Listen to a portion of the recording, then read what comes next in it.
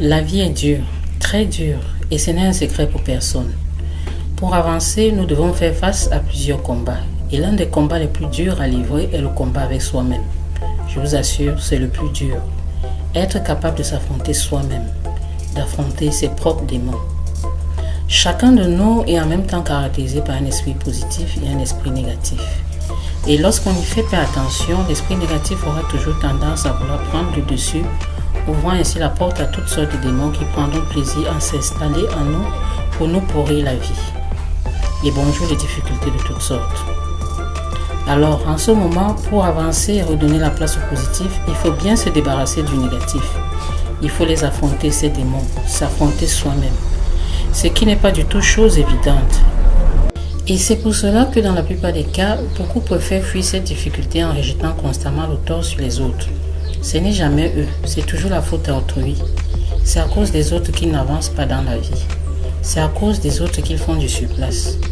Pourtant, à regarder de près, nous sommes la principale cause de nos échecs, de nos difficultés.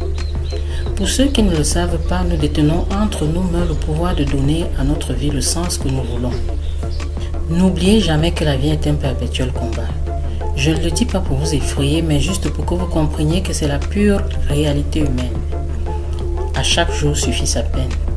Vous l'avez déjà sûrement entendu dire. Tant pis pour ceux qui choisissent les voies de la facilité, car le revers est toujours très catastrophique. Alors, si nous tenons vraiment à un avenir meilleur pour nous-mêmes, il est préférable pour nous de s'affronter soi-même pour surmonter et surpasser toutes ces difficultés que nous rencontrons. Tous ces obstacles qui, en grande partie, sont même souvent illusoires.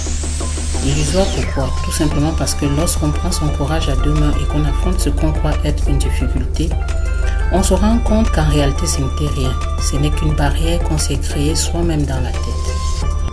Pour finir, je dirais ceci. Avis à ceux qui attendent toujours des autres. Réveillez-vous et faites ce que vous avez à faire quand il est encore temps. Faites-le pour avoir de vos propres mains, de vos propres efforts, ce que vous attendez toujours des autres. Tout comme ceux que vous passez votre vie à envier, vous avez une tête pour réfléchir, créer et trouver des solutions aux problèmes.